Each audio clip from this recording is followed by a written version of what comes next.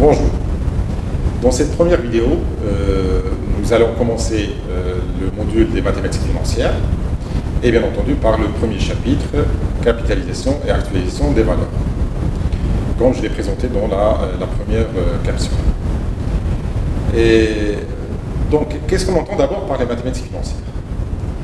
Les mathématiques financières, c'est l'étude des opérations financières telles que le placement, donc l'investissement et les crédits par des outils mathématiques pour pouvoir enfin dégager leur rentabilité.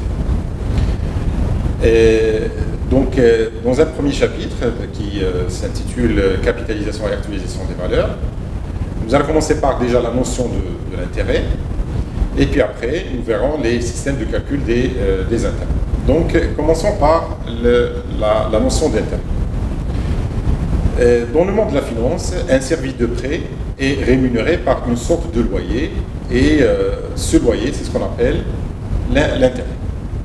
L'intérêt se définit comme un loyer pour un service, que ce soit dans une opération de prêt ou bien dans un investissement.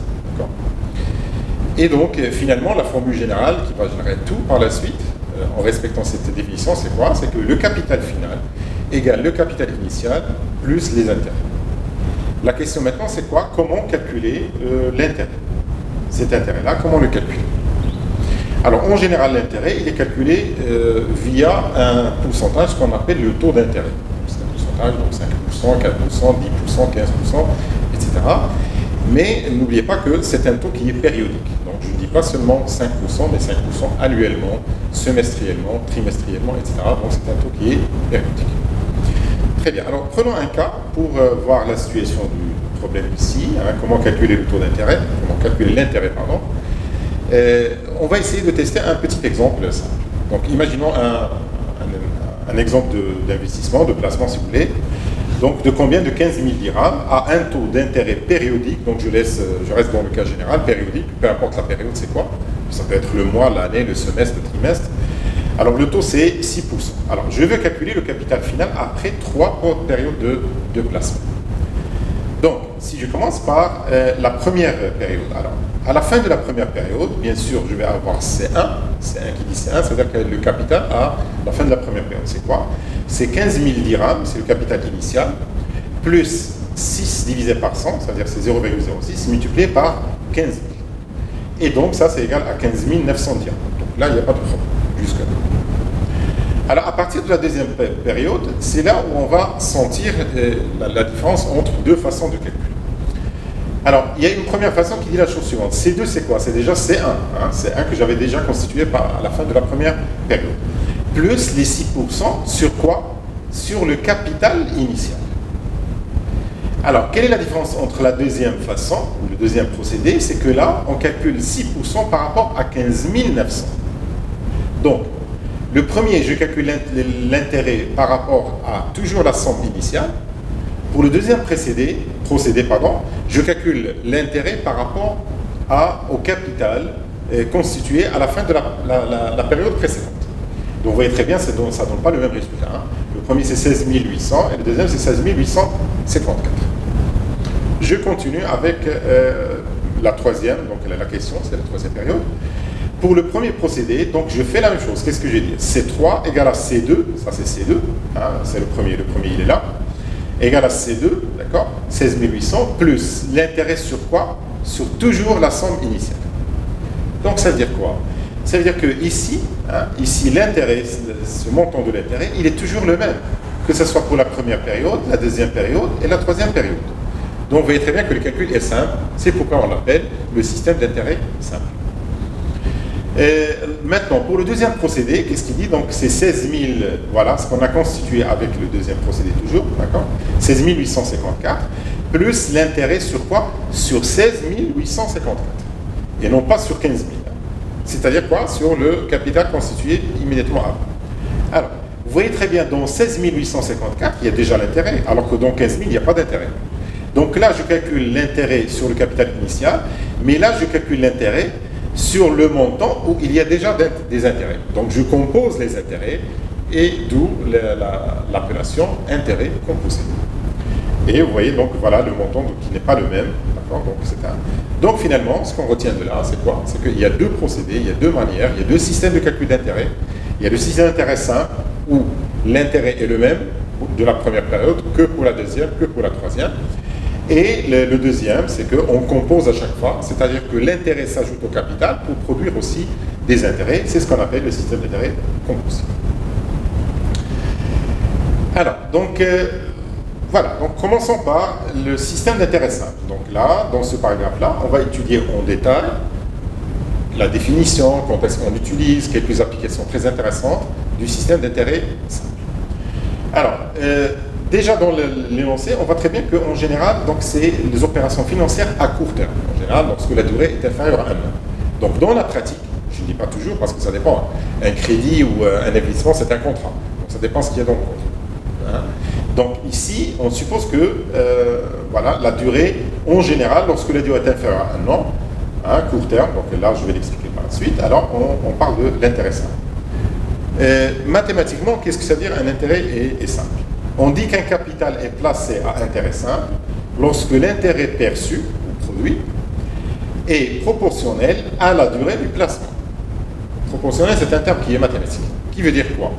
Si maintenant, il suffit de calculer l'intérêt, regardez donc autrement dit, il suffit de calculer l'intérêt pendant la première année. Ce que j'ai dit tout à l'heure, c'est quoi? Pour la deuxième année, année ou la période, la deuxième période c'est quoi? Il est le même. C'est toujours, dans l'exemple tout à l'heure, 6% par 15 000. Pour la troisième période, c'est toujours la même chose. Pour la quatrième période, c'est toujours la même chose. Donc finalement, si j'ai 4 périodes, qu'est-ce que je fais? Je multiplie le 1 par 4. Si j'ai 8 périodes, je multiplie par 8. Si j'ai 4 périodes, je multiplie par 4. Et donc on dit qu'il est proportionnel. Et proportionnel à K, vous voyez, par le terme K, c'est le nombre de périodes, donc il est proportionnel à la durée du placement. En général, on l'utilise pour les opérations à court terme, c'est-à-dire les durées inférieures à 1 an. Et je souligne ici généralement. C'est pas toujours, mais généralement c'est ça. Alors, maintenant, on a besoin de quoi? D'avoir une formule générale. Comme tout à l'heure, on a fait C1, C2, C3. Alors, si maintenant n égale à, je ne sais pas, 35, on ne va pas être obligé de calculer C1, C2, C3 pour avoir 35. Ce n'est pas pratique. Heureusement, il y a des outils mathématiques très simples, les suites arithmétiques, notamment, d'accord, qui vont nous permettre de quoi? De calculer la formule fondamentale, ce qu'on appelle la formule fondamentale. Formule fondamentale, c'est quoi? C'est une formule générale qui, vous voyez là, il suffit de remplacer n, c'est le nombre de périodes, par la valeur, et vous aurez exactement, tout à l'heure, n était égal à 3, donc il suffit de remplacer ici par 3, et vous allez avoir exactement, donc directement la formule. Alors, les notations sont les suivantes. On va noter C0, c'est le capital initial, initialement placé. I, c'est le taux d'intérêt annuel. Il y a dans des manuels, le taux, il est noté par T. Mais donc on va garder la même notation pour les 3 enseignants, comme j'ai précisé dans la première capsule. Donc I, c'est le taux d'intérêt annuel ici. En général, il est annuel pour le système d'intérêt simple. Donc N, c'est la durée de placement exprimée en année. Par exemple, si j'ai un seul semestre, eh bien c'est quoi? C'est N égale à N demi. Donc N, ce n'est pas nécessairement un entier naturel. Si j'ai par exemple un trimestre, donc N égale à 1 quart. 1 sur 4, voilà. D'accord? De 1 quart. Etc. Ben, si j'ai 2 ans, N égale à 2. Alors Cn, c'est le capital final. On l'appelle aussi la valeur acquise. Donc capital final, valeur acquise, après N années de placement. La date 0, c'est la date origine, en fait c'est la date de placement. Et la date N, c'est la date finale, c'est-à-dire la date d'évaluation. Donc je place un capital à une date, à la date 0, je la note pas à 0, c'est le démarrage. Et la date finale, je la note N. Et je calcule le capital. Alors, on montre facilement, avec juste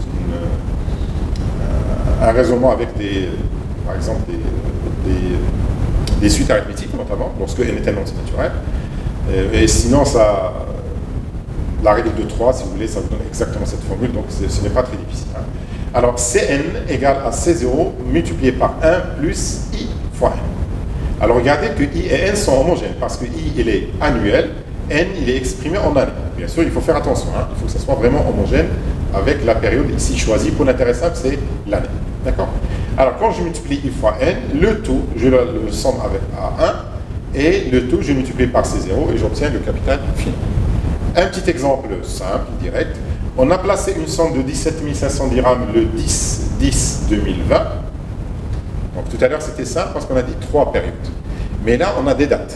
Et donc il faut être très précis ici, donc c'est un peu beaucoup plus précis. Hein. Donc je suppose qu'à la date du 10 octobre 2020, on a placé une somme de 17 500 dirhams à un taux d'intérêt annuel, vous voyez très bien, de 5%. La question c'est quelle sera sa valeur acquise à la date du 5 mai 2021. Donc je cherche bien sûr la valeur dans le futur, c'est la capitalisation. Alors, qu'est-ce que je fais? Bien sûr, donc le capital final, je vais utiliser ça. Pourquoi? Parce que vous voyez très bien que la durée ici, entre le 10-10-2020 et le 5 mai 2021, c'est inférieur à un an, puisque rien n'est précisé dans le contrat, et donc je vais utiliser, en général, l'intérêt simple. Donc je vais utiliser la formule de l'intérêt simple, puisqu'il s'agit de calculer la valeur acquise, c'est ça la formule. Je vais noter, pour éviter la notation de n, je vais noter CF, le capital final. Alors, CF, c'est quoi? C'est C0 facteur de 1 plus I. Alors, ici, la durée est donnée en jours. Et donc, ça, je reviendrai en détail. D'ailleurs, je vais l'expliquer dans un instant. En jours. Donc, le N, ça ne va pas être... parce que ce n'est pas évident, c'est pas comme un mois, c'est 1 sur 12. Semestre, c'est un demi, etc., etc. Donc là, c'est un nombre de jours. Donc, I, alors I, c'est annuel. Là, c'est la règle de 3. Donc, à N, ça correspond à un an, et puis NJ, ça correspond à le nombre de 360. Alors, pourquoi le choix de 360? En fait, c'est une décision qui revient à la banque centrale de chaque pays, et au Maroc, c'est l'année, si vous voulez, financière, elle est fixée à 360 jours. Dans d'autres pays, c'est 365, voire même 366 pour l'année bissextile. Alors, pour nous, donc, on va fixer 360 jours. Donc le taux c'est I égale à 0,05, le capital initial, le nombre de jours, et on va calculer. Alors comment on va calculer? Alors vous voyez très bien, la date c'est le 10 et jusqu'au 5.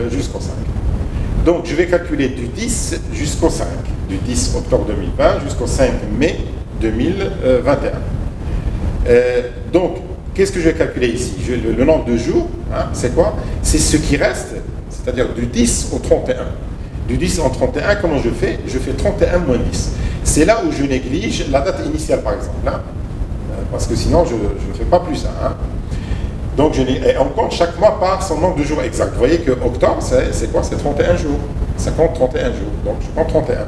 Novembre, c'est 30 jours. Décembre, 31. Janvier, 31. Février 2021, c'est une année normale. C'est-à-dire n'est pas de sextile, et donc c'est 28. Mars 31, avril c'est 30, et juste le début jusqu'au 5, donc c'est 5 jours, 5. Quand je fais la somme de tout ça, ça me donne 207. Donc le nombre de jours de cette opération, c'est 207 jours. Je remplace ici, et ça me donne 1 plus 0,05 multiplié par 207 sur 360, et ça me donne 18 3,13 dirhams, 125 je pense ici, et donc on arrondit les centimes, donc 2 chiffres après la virgule. Juste un petit mot sur le mois de février. Alors le mois de février, comment savoir est-ce que c'est 28 jours ou 29 jours? La règle rigoureuse, elle n'est pas aussi évidente, mais la plus pratique c'est quoi? C'est on divise par 4. Donc vous prenez par exemple 2021, vous divisez par 4. Si vous trouvez qu'il y a une virgule, hein, ce n'est pas un antinaturel, c'est-à-dire c'est divisible, hein, il n'y a pas de virgule. S'il n'y a pas de virgule, c'est-à-dire c'est divisible, c'est une année bissextile, donc c'est 29. Alors que là, si vous prenez 2021, vous le divisez par 4, vous allez trouver que c'est égal avec une virgule. Hein, ce n'est pas un antinaturel, et donc c'est une année normale, et donc c'est 28 jours. Normalement, sur chaque 100 ans, 100 ans, donc ça change, mais bon, on prend une règle facile, relativement simple. Est-ce que c'est divisible par 4 ou pas? Divisible par 4, c'est 29, n'est pas divisible par 4, donc c'est 28. Voilà, alors, oui, voilà, donc maintenant, donc ça c'est ce qu'on a, ça c'est la capitalisation. Donc je place un capital, et puis après, je calcule sa valeur. Alors maintenant, on passe à la notion de quoi? Actualisation des valeurs. Voilà, de 2, donc actualisation des valeurs. une question qui est tout à fait naturelle, c'est quoi? C'est que je veux, par exemple, je veux faire un placement. Et je veux constituer un capital d'un montant que je connais. D'accord? La question, c'est quoi? Combien je dois placer aujourd'hui pour avoir ce montant par la suite? Donc, ce que je connais, c'est le montant dans le futur, et je veux savoir le montant maintenant. Donc, c'est l'opération finalement inverse de la capitalisation. Donc, la capitalisation, c'est dans le sens du temps. L'actualisation, c'est dans le sens inverse du temps. Je connais la valeur dans le futur et je veux savoir la valeur avant. Donc, la question, combien vaut un capital à une date fixée, sachant qu'il n'est disponible qu'à une date ultérieure à celle-ci? L'actualisation est donc l'opération inverse de la capitalisation. Et donc, vous voyez très bien la formule de tout à l'heure. Je reviens à la formule de tout à l'heure. Regardez là. Ça veut dire quoi? Ça veut dire que je connais Cn et je vais calculer C0. Donc, à partir de là, il est simple d'écrire que C0 égale à Cn divisé par 1 plus In. Vous voyez très bien, c'est ça la formule. Alors, c'est une formule qui est rigoureuse. On l'appelle la valeur actuelle rationnelle. Alors, il y a une autre formule qui est approximative. Elle ne donne pas un résultat exact à 100%, mais vraiment très très proche. Et elle est très pratique, et il y a d'autres raisons derrière ça. Hein. Pas uniquement le côté purement mathématique. Hein. On verra ça dans le cas, par exemple, de l'escompte. Hein. On verra l'intérêt, si vous voulez, de cette deuxième formule. Alors, cependant, dans la pratique, on considère une autre formule plus simple, qui donne un résultat légèrement différent, donc il n'est pas exactement égal, mais il y a une petite différence, d'accord, qu'on appelle la valeur actuelle commerciale. En général, on utilise valeur commerciale, c'est pour dire qu'elle est pratique. Une formule commerciale, elle est pratique. D'accord? Donc C0 égale à Cn facteur de 1 moins In. Et même mathématiquement, ça s'explique. 1 sur 1 plus In, c'est à peu près égal à 1 moins In lorsque I fois N est très petit. Je ne rentre pas dans les détails mathématiques, mais c'est juste pour vous dire que ça, on montre mathématiquement que ça, c'est à peu près égal à ça. Lorsque I et N sont très petits, et n'oubliez pas qu'on est dans le système d'intérêt simple, et donc I est petit en général, relativement petit, c'est inférieur à 1, bien sûr, et N, c'est inférieur à 1, hein, parce qu'en général, c'est le court terme. D'accord, alors, maintenant, une application à tout ça, donc ça, c'est facile, parce que un petit exercice, il suffit de donner Cn, remplacer dans la formule, on trouve. Maintenant, on arrive à une application très importante du système d'intérêt simple. C'est quoi? C'est ce qu'on appelle l'escompte commercial. Déjà, je définis qu'est-ce que ça veut dire un effet de commerce. Alors, un effet de commerce, c'est un moyen de paiement par lequel un débiteur s'engage à payer à son créancier une certaine somme d'argent qu'on appelle le nominal ou la valeur nominale à une date bien déterminée qu'on appelle l'échéance ou la date d'échéance. D'accord? Donc, je prends un cas. Vous avez un fournisseur, d'accord, qui vend une marchandise. L'acheteur, si vous voulez, donc, il va être livré de la marchandise, mais il promet, si vous voulez, de payer cette marchandise dans le futur, à une date ultérieure. Bien sûr, cette promesse-là doit être garantie par quelque chose, par un papier, en général. Donc, sans entrer dans les détails, le chèque, en général, c'est une mauvaise solution. Mais une solution qui est très souple, qui est très pratique, c'est ce qu'on appelle l'effet de commerce, sans entrer dans les détails, les types d'effets de commerce, billet à ordre, donc une traite, etc., etc. Donc, restons dans le cas général, un effet de commerce. Alors, l'avantage par rapport à un chèque, par exemple, c'est quoi? C'est que si avant l'échéance, la date, d'accord? Si avant l'échéance, d'accord, le créancier a besoin de cet argent-là, il pourra céder l'effet de commerce à la banque. On dit qu'il négocie ou bien il vend cet effet de commerce à une banque. Alors cette banque-là va passer, si vous voulez, donc il recevra en contrepartie une somme d'argent dite valeur escomptée. Comment que je calcule cette somme d'argent? Qui n'est pas égale au nominal, bien sûr. Qui n'est pas égale au nominal. C'est le prix à payer parce que, si vous voulez, donc le créancier a voulu encaisser avant la date d'échéance. Alors, c'est quoi? Donc, c'est le nominal diminué, donc moins, diminué de divers prélèvements dont le total constitue l'ajout. Donc, je peux dire que c'est le nominal moins l'ajout. L'ajout, c'est quoi? C'est un ensemble de prélèvements que je vais expliquer par la suite en donnant des exemples. D'accord? Donc, en tout cas, ce n'est pas la valeur nominale, mais la valeur nominale moins l'ajout. Alors, l'opération, ça s'appelle l'escompte. Escompter ou négocier ou même vendre un effet de commerce. Ça veut dire la même chose, c'est quoi? C'est d'essayer de l'encaisser avant sa date d'échéance. Et ça, ce n'est pas possible, ce n'est pas toujours possible pour un chèque, par exemple. Alors, donc la valeur escomptée, c'est ce qu'on appelle VE, qui est égal au nominal moins l'agio.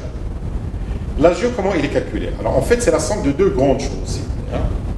La première, c'est l'escompte commercial. Ce qu'on appelle l'escompte commercial, c'est quoi? C'est l'intérêt commercial, c'est l'intérêt, regardez, l'intérêt simple, si vous voulez, qui porte sur le nominal, le taux d'intérêt bien sûr ici, là le nombre de jours. Alors le nombre de jours c'est quoi? C'est entre, parce que n'oubliez pas que normalement, pour avoir le nominal exact, il faut attendre la date d'échéance. Et nous, on veut l'encaisser avant la date d'échéance. Donc, si vous voulez, donc, il y a quelques jours avant la date. Ce nombre de jours, c'est NJ. Donc NJ, c'est quoi? C'est le nombre de jours entre, si vous voulez, les deux dates de négociation et la date d'échéance. Donc c'est un intérêt. Alors après, il y a des commissions. Alors il y a commission de courrier, il y a une commission qui est sous forme de nombre de jours de banque. Donc c'est-à-dire que, par exemple, si je dis que 2 jours de banque, d'accord, supplémentaires, ça veut dire quoi? Ça veut dire que je vais ajouter une commission, une deuxième commission, qui est l'équivalent de 2 jours. Donc je remplace NJ par 2 et je calcule ça et ça me donne, c'est ça le montant de la commission. Donc l'agio c'est quoi? C'est l'escompte commercial plus les différentes commissions. Très bien, passons déjà à un exemple simple, direct, pour bien comprendre, pour illustrer si vous voulez ce qu'on vient de faire. Un effet de commerce de nominal 23 000 dirhams, donc on va noter grand N égale à 23 000 dirhams, et échéant le 29 2021, donc le 20 septembre 2021. Il est remis à l'escompte le 11/4/2021. Donc on voit très bien que ici, bon, on ne parle pas quand est-ce que ça a été livré, mais en tout cas, il est remis à l'escompte. L'opération de négociation, si vous voulez, ou de l'escompte, elle se passe à la date du 11/4, qui est bien sûr avant le 20, avant la date d'échéance. Alors, aux conditions suivantes, c'est quoi? Le taux d'escompte, c'est 9,3%. Dans nos exercices, ou bien nos prochains exercices, quand je ne parle pas de la nature du taux, ben, sachez que, bon, déjà intéressant, il est annuel, mais sachez qu'il est TTC, toute taxe comprise. Sinon, on rentre dans les détails hors taxe, et bien sûr, on parlera de la TVA dans ce cas-là. Et n'oubliez pas que la TVA, pour ce genre d'opération financière au Maroc, actuellement, c'est 10%. Donc là, on n'en a pas besoin, on n'a pas précisé, donc c'est comme si c'est implicitement TTC, toute taxe comprise. Et les commissions, c'est quoi? C'est 11 dirhams, toute taxe comprise aussi. Alors, et il faut compter 2 jours de banque supplémentaires. Donc, on a 2 commissions ici, d'accord? Et ici, ça nous permettra de calculer l'escompte commercial. Alors, la question, c'est quoi? Calculer la valeur escomptée. Bien sûr, elle va être inférieure à 23 000. Pourquoi? Parce que le créancier, là, veut l'encaisser avant la date d'échéance, qui est le 11, qui est le 20 septembre 2021. Alors, donc on va calculer l'agio. L'agio, on a dit quoi? On a dit que c'est l'intérêt. Regardez, j'ai ajouté 2. Au lieu d'écrire l'intérêt, puis après la commission ici, donc vous voyez très bien qu'on a vu la formule, ça ressemble à ça avec NJ égale à 2. Donc je le fais directement. 162, c'est le nombre de jours, d'accord? Entre quoi et quoi? Le nombre de jours entre le 11/4/2021 et le 29/2021. D'accord?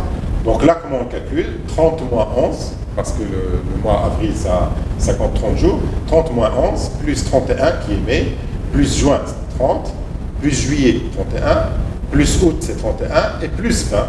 Quand vous faites la somme, ça vous donne exactement 163.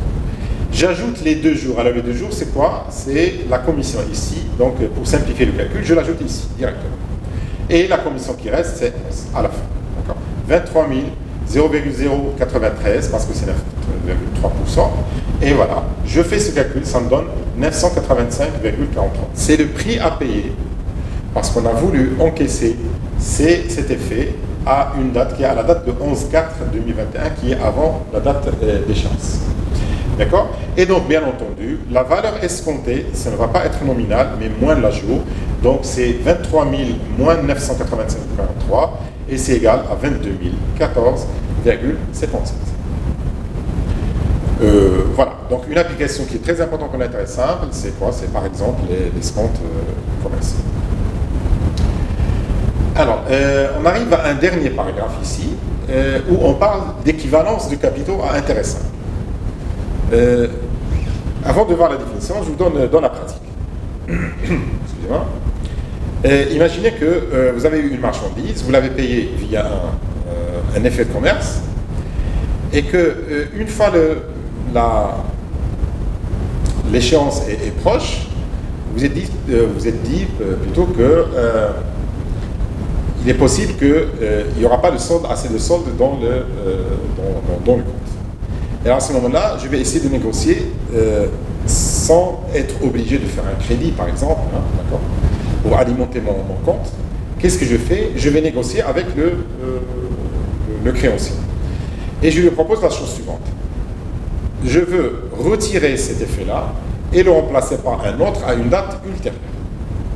Bien sûr, ce n'est pas le mode nominal, parce qu'il y a un retard. Et dans le monde de la finance, le commerce, vous voyez très bien que tout retard est pénalisé par... donc ici, il y a ce qu'on appelle un taux d'escompte aussi. Hein, donc c'est comme... Alors, ce n'est pas de l'escompte ici, mais c'est comme l'escompte où il n'y a pas de commission. Vous voyez très bien, regardez, donc je reviens, si vous permettez. Voilà, alors, lorsque je prends le nominal moins l'agio, et lorsque dans l'agio il n'y a pas de commission, finalement c'est quoi? C'est n, le nominal, moins ça. N en facteur, qu'est-ce que je vais avoir? N facteur de 1 moins i fois ij sur 360. Et finalement ça c'est quoi? C'est la valeur actuelle commerciale. Donc finalement, la valeur escomptée, lorsqu'il n'y a pas de commission, c'est la valeur actuelle commerciale. Et puisqu'on ne va pas passer par la banque, donc il n'y aura pas de prélèvement, etc. Et donc, on va faire comme l'escompte, mais sans aucune commission. D'accord?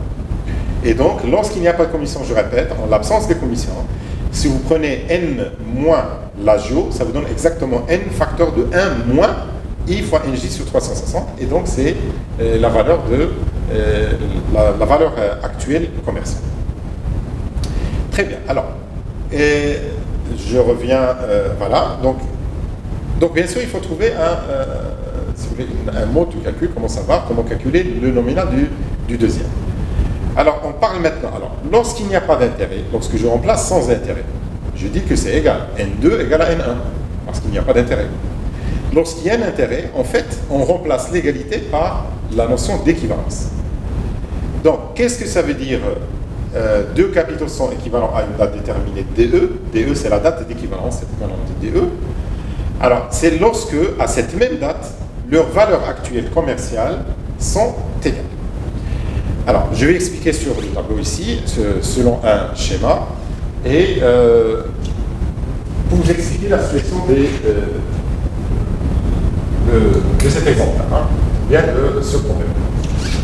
Alors, j'ai par exemple ici, hein, d'accord, j'ai ici un nominal, je vais appeler N1, que je veux remplacer par un autre, dans le futur par exemple, que j'appelle N2. N2, je connais. Et le N1, je connais. D'accord, alors ça c'est normalement, c'est la date d'échéance. Hein, la date d'échéance, ça c'est l'échéance numéro 1, si vous voulez, je peux écrire comme ça. Et ça c'est l'échéance numéro 2, c'est-à-dire de l'effet numéro 2. Alors, les deux sont équivalents lorsque.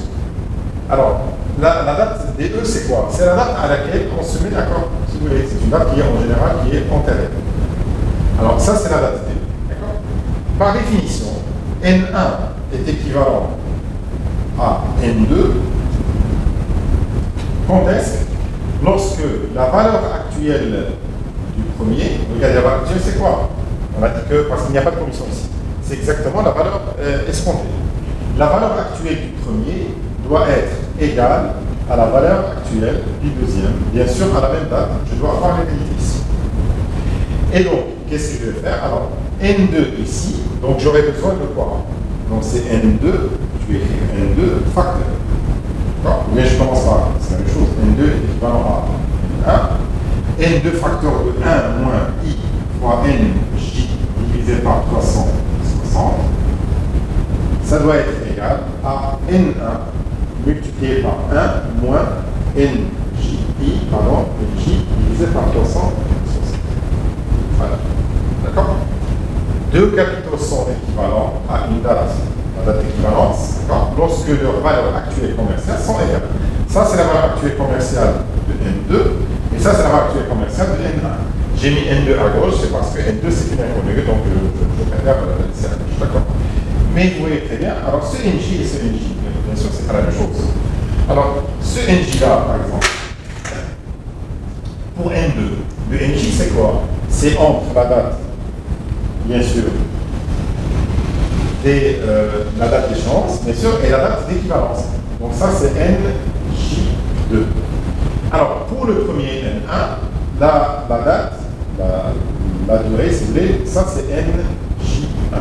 Donc, bien sûr, ici, il faut ajouter un indice parce que ce n'est pas exactement la même chose. D'accord? Alors, dans cet exercice-là, dans cet exemple, on va maintenant, donc je reviens à notre exemple, et on va voir donc les valeurs exactes, si vous voulez, ici. D'accord? Alors, on considère un effet de commerce de nominal 20 000 dirhams, d'accord? Et échéant le 20 2021, le 20 août. À la date du 11/4/2021, d'accord? On a désiré, si vous voulez, le remplacer par un autre effet équivalent échéant le 10/10/2021. Donc, c'est plus loin. La question, c'est quoi? Déterminer sa valeur nominale si le taux d'intérêt est de 9% par an. D'accord? Donc, ici, je vais remplacer sur le tableau, je reviens au tableau, pour remplacer N1. Alors, N1, on a dit N1, c'est quoi? N1, c'est 20 000 dirhams. Donc, ça, c'est égal à 20 000. D'accord? Le N2, c'est ce que je cherche. Ici, c'est quelle date? C'est la date, donc, la date, c'est le 20 août. Donc, c'est le 20/8/2021. Et là, c'est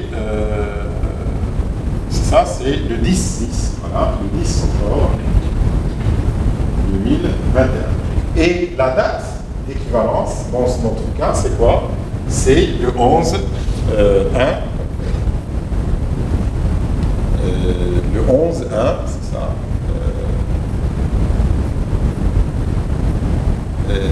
Exactement. Donc, c'est. Voilà. Donc.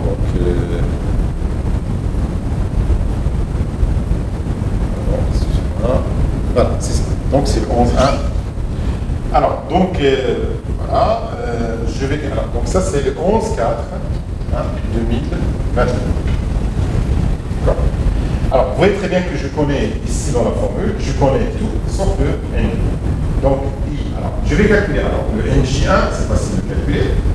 Hein? Donc là, la même chose. Alors, pour le mois d'avril, c'est quoi? 30 moins 11, plus 31, mai, plus juin, plus juillet, jusqu'au 20.